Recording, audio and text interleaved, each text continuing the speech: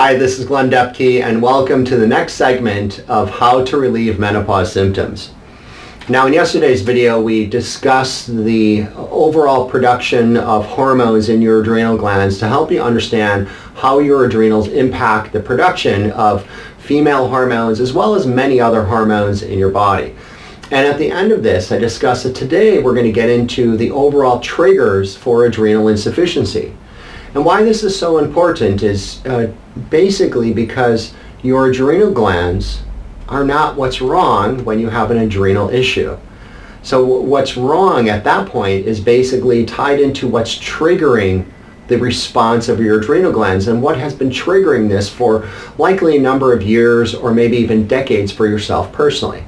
So what I've done today is put together a list of the primary triggers that I see occur with my clients on a regular basis. And when we think of stress, like we all think of mental and emotional, and don't get me wrong, of course, stress, mental emotional stress is a big impact on our adrenals, but it's not the only thing. So we're looking here in this list. So here we've got the mental and emotional stress. So this is how we're basically perceiving and responding and holding on to stressful situations in our life. But it goes so much deeper than that. There's also the overall stress of inflammation in your body. When your body is stuck in an inflammatory state and this becomes chronic, this requires a deep and a consistent need for cortisone, which, if you remember from yesterday, is the hormone that's produced after cortisol, which is your body's natural anti-inflammatory. So when you have this chronic inflammation ongoing, it's a chronic strain on your adrenal glands. Now after that is the stress of infection. It's very common, and I see this on a regular basis with the women that I'm assisting in overcoming their menopause symptoms. And I'm even thinking of one client recently who she was having multiple symptoms tied into menopause, and the one that was agonizing for her was basically the hot flashes. And we had recognized for that particular client, not only was she dealing with an adrenal insufficiency issue, but she had chronic infections in their gut.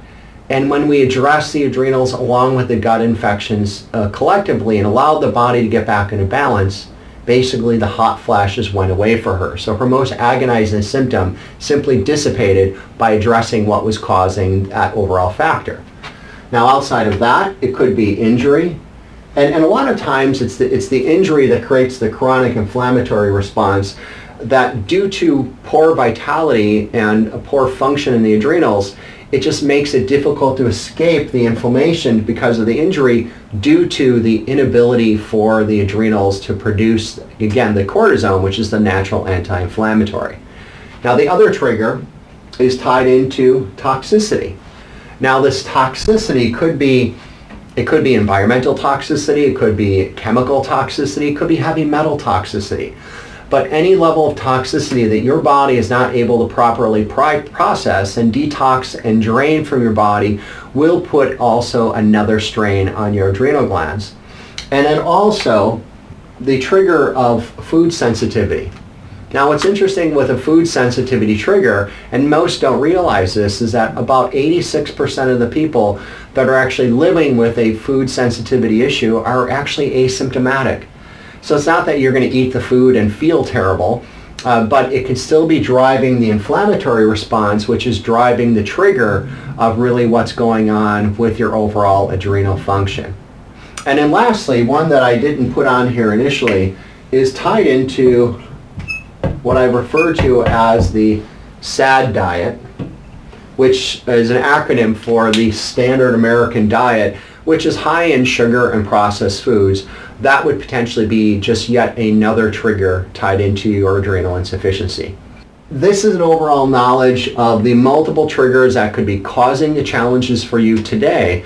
And for most people, in all sincerity, it's usually a combination of several of these triggers that are creating the adrenal problems, which are manifesting the menopause symptoms for you. So to help you understand this a little bit deeper and to really see and hear for yourself which of these would be your primary challenges, we're going to start getting into each of these individually tomorrow until we cover all of the triggers for your adrenal insufficiency.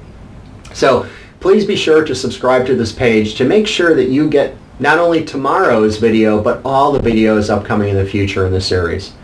I'm Glenn Depke from Depke Wellness, and thank you so much for your time.